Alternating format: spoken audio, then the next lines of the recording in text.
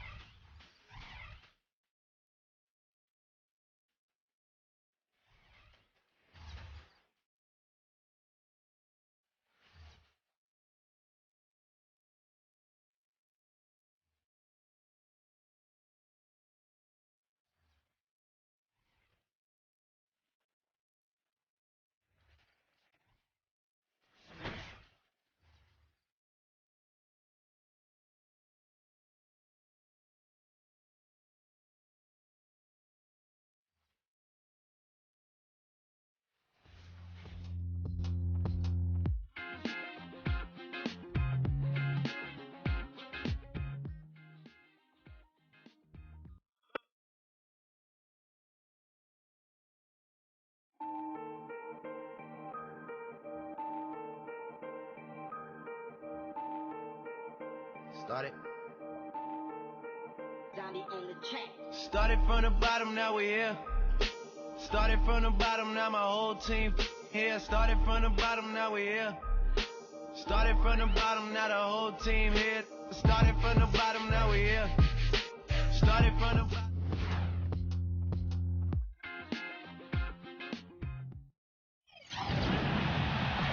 We've got NBA basketball in store for you here at Quicken Loans Arena in downtown Cleveland, Ohio. It's the home of the Cavs, live on 2K Sports. 2K Sports is proud to present NBA basketball. Alongside Steve Kerr and Clark Kellogg, this is Kevin Harlan. And now we take a brief check at the matchups. Our starting five for both teams. And guys, what are we going to be looking for in this one from the Beast? Yeah, and I'll tell you what, the way he sets screens, if you're on defense, you've got to have your head up if you're guarding the ball handler. Because if not, you're going to feel like you just ran into a brick wall. And I'll tell you one more thing about him, Steve. He sets the screen maybe better than anybody. And if he rolls off of it, he gets the ball and gets a clean look. It's automatic. With that road trip behind him, the Cavaliers ready to perform in front of their hometown fans here in Cleveland. Well, they come into every game with confidence, and this game is no different. Two elite teams put each other to the test, certainly, every time they meet. A lot on the line in this one, though. Well, I think for Cleveland, boy, they've been one of the big stories of the early season so far, and for all the right reasons, too. Yeah, that's right. They've been better than anybody could have predicted to this point. They don't have a lot of star power, but they play together. The pieces seem to fit. And, you know, they were flying under the radar, but all of a sudden now people are starting to recognize how good they are. Guys, it's no surprise that a young team like the Blazers found it difficult sledding on the road. Not quite the experience or edge needed to put together good performances on a nightly basis away from home. The offense just getting right to the rim, but at least they saved the layup with the foul. That's old school basketball rules. I mean, at the end of the day, no easy layup. Earn it from the line. Well, for the Blazers, statistically, they played as close as you could ask for as to when they played at home, but they didn't really have the roster to protect the rim and Steve forced turnovers, which is always a big help on the road. Yeah, their interior defense was a problem last year. A lot of teams just ate them up, particularly when Portland would go out on the road. That's one of the reasons they finished 11-30. You have to be able to defend at a high level to win away from home. For Portland, they won their last contest, that game against the Detroit Pistons. And if you look at their numbers in that game, what jumps out most is the balance offensively. They really spread the wealth. And they were on fire in all areas. That was a very satisfying road win. Now here is Verjao, averaging 9 points per contest. Irving for three. That doesn't go in either for Irving. One of the rare statistical feats you'll ever see in the NBA was accomplished by Nicholas Batum last season. In a December game, he tallied a 5-by-5. 5 points, rebounds, assists, steals, and blocks. Out of bounds, Cleveland takes possession. Doris Burke has some information for us. Doris? Kevin, Mike Brown and I shared a few moments.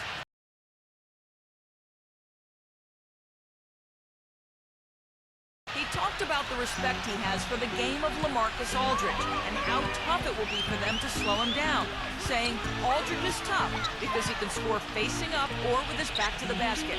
And with his length, it's tough to bother his shot. We'll look to deny him the ball when we can and just try to make it as hard as possible every touch. Kevin, we'll see how successful they are. And as always, Doris, thank you. And last season for Batum, a new gigantic contract, uptick in minutes, and when he was healthy, he was terrific. Yeah, you know, Portland traded away Gerald Wallace to basically clear a path for Batum. And you're right, when he's healthy, he really can be an effective player out there. I like his defensive versatility. With his length and speed, he can guard either wing players or perimeter guys. Here's Jack, following the score by Damian Lillard. And stolen by Lillard. On the wing, Batum. There's the screen.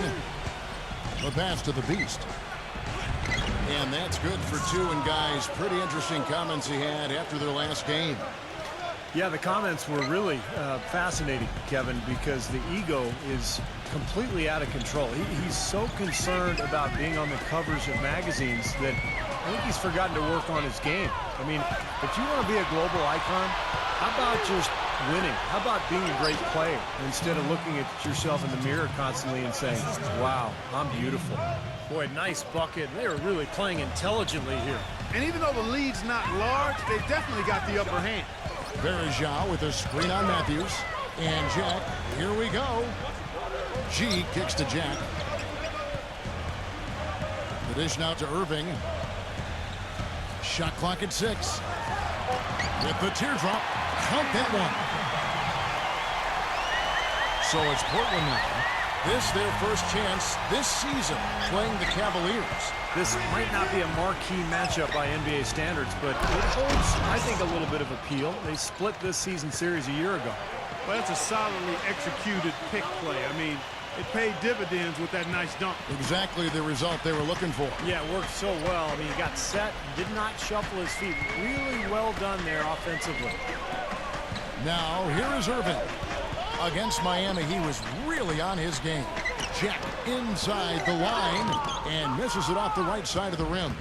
Well, even though they did split those two games, there wasn't a whole lot of drama to the series, given the struggles, Clark, that each team went through. Yeah, you know what? The networks were not clamoring to put these teams on the marquee. That's for sure. These games were being hidden, if you will. And he recovers it. Irving from long range. Good, and Jack gets the assist. Irving's got 5 points so far. Oh, he's going to keep banging those home if you give him that much space. Lillard, the pass to the Beast. He used that pick to get in close. You know, the defense didn't exactly try to fight around that screen, and that's why it turned into the easy basket. Here's Jack. And he also played a big role in their last game with Miami.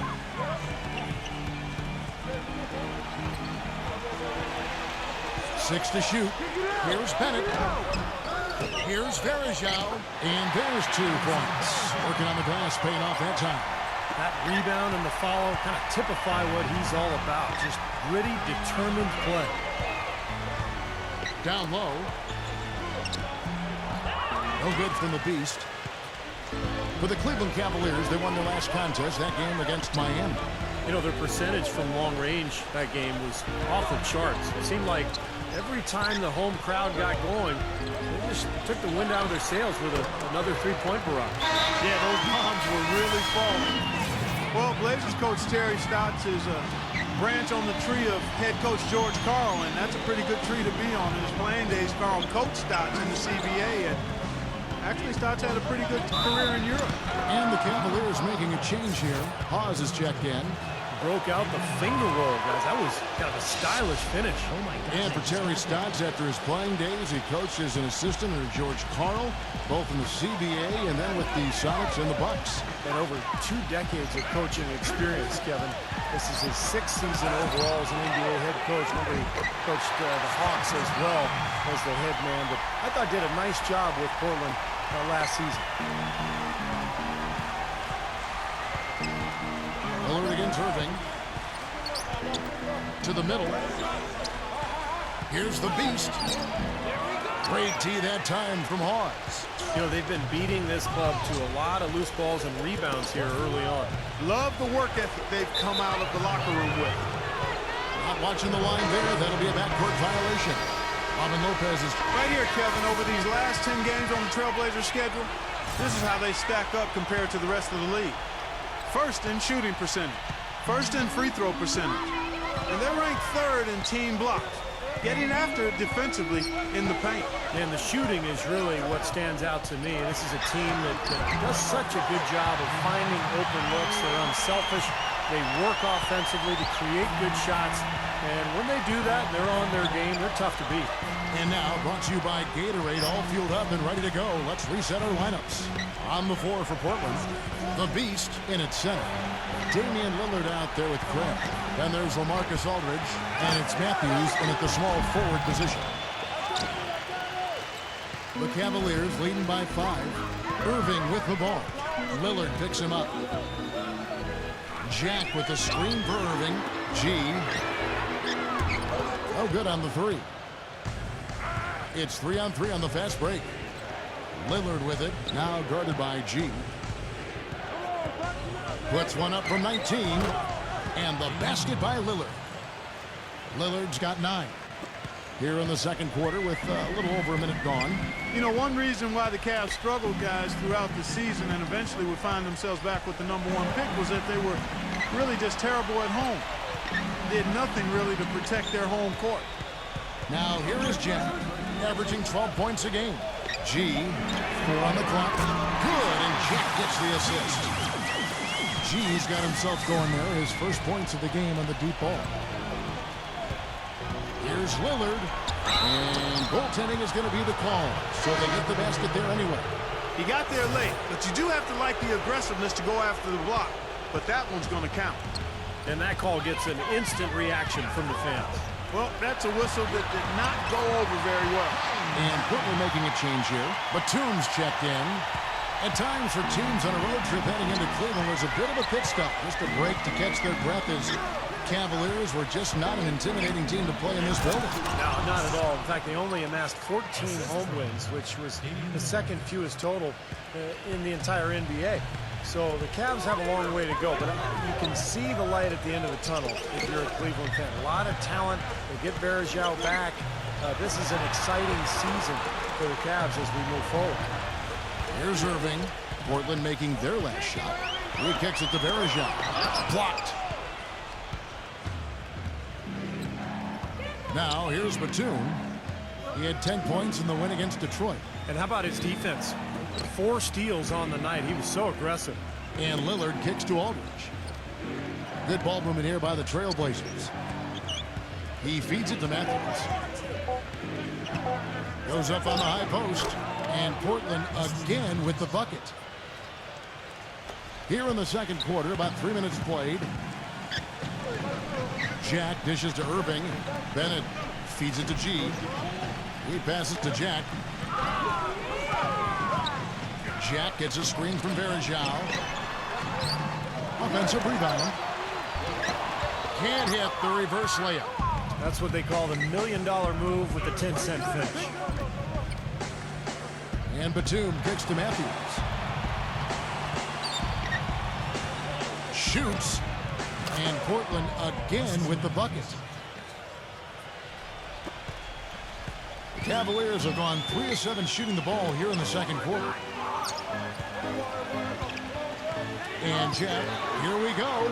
G, back to Jack. Tries it from 9. Ooh, the double clutch. Bergeau can't hit. The Trailblazers have gone 5 of 7 from the field here in the second. It's tipped. It's stolen by G. Goes up. The coast-to-coast dunk. And an important part of every team's game, a look at the hustle stats for the Cavaliers. Well, I think the defensive aggressiveness on display here has caught them off guard, playing airtight defense and coming up with the steals. Well, the other thing I like is defensively they're causing turnovers, and that's allowing them to get into transition. That's good. Brought back the finger roll. That's a...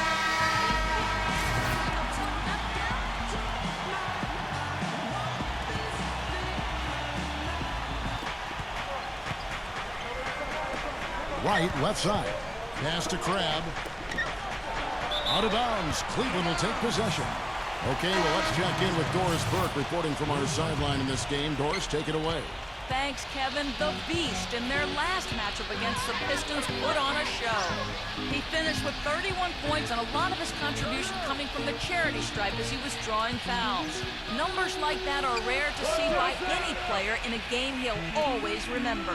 Thanks, Doris, for revisiting what was an astounding performance, Clark. It clearly was one of those games that when we look back on his career, this game will be right there among the best ever that he's played. Well, he was in the zone from the outset. It was just one of those games where he was feeling it. Everything was going his way, and he attacked, and that's what I like. Once he knew it was his night, he just attacked relentlessly.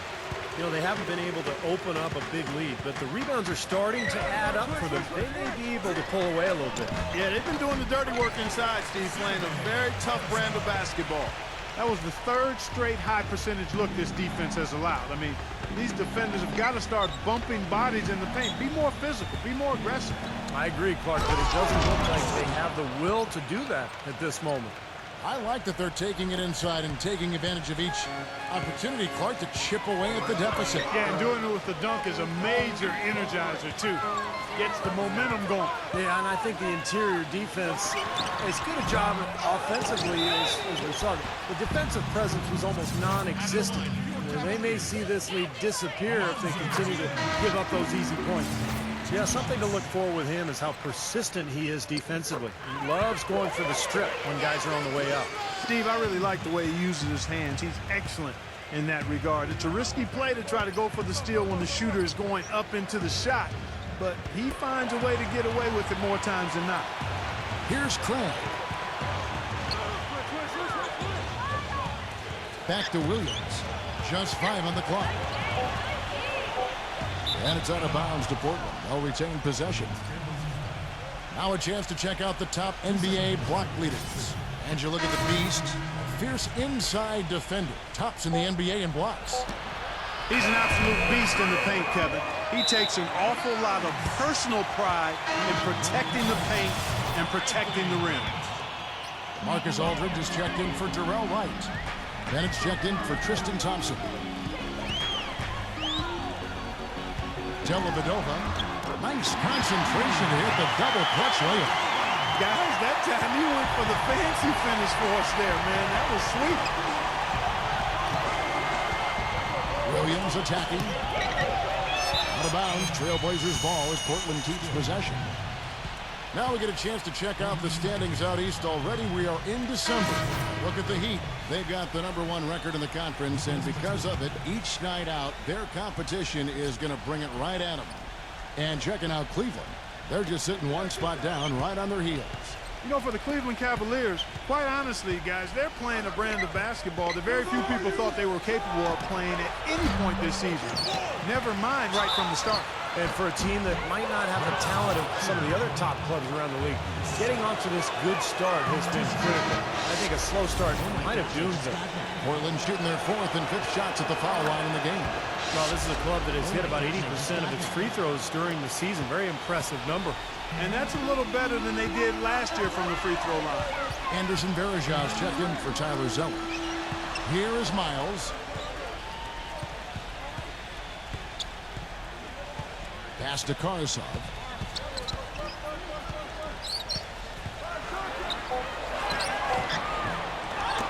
Goes back up.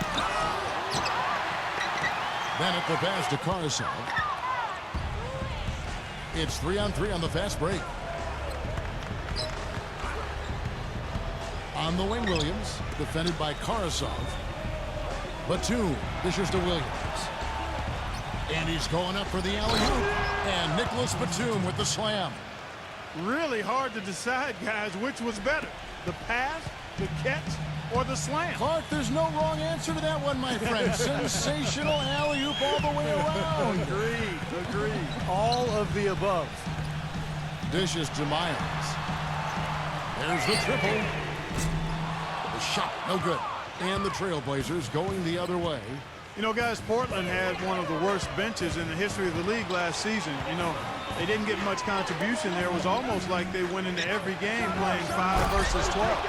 And the dunk by Aldridge. This game's going to take a big swing.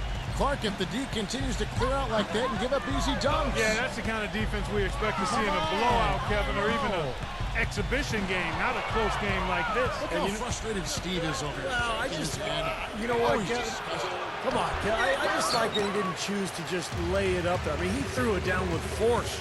Well, as Clark was talking about when referring to the Blazers, the bench scoring was a big problem for him as they didn't have anyone really outside the starting five that Steve could be counted on for 7 points or more a game.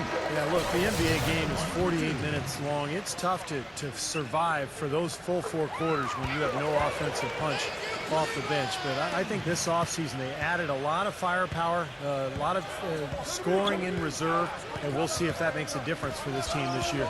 Wesley Matthews checked in for the Trailblazers. Williams kicks to Matthews. Into LaMarcus Aldridge. Out of bounds. Cleveland will take possession. Let's take a look at Wesley Matthews. Some stats for him. How last month turned out for him. 12th in three-point field goal percentage. And, you know, when he gets to the free throw line, he makes the most of it. He's ranked in the top 20 in free throw percentage. And, you know, his three-point field goal percentage, Steve, is, I think, worth another quick mention here. I mean, the way he's been shooting it, that bucket looks a lot bigger than it really is. And that is good. 18 points for Kyrie Irving. You know, he started out hot, and he's only gotten hotter. He could be in for one of those games. Williams attacking, and it's sent back by Irving. And it's going to be out of bounds. The Trailblazers will retain possession.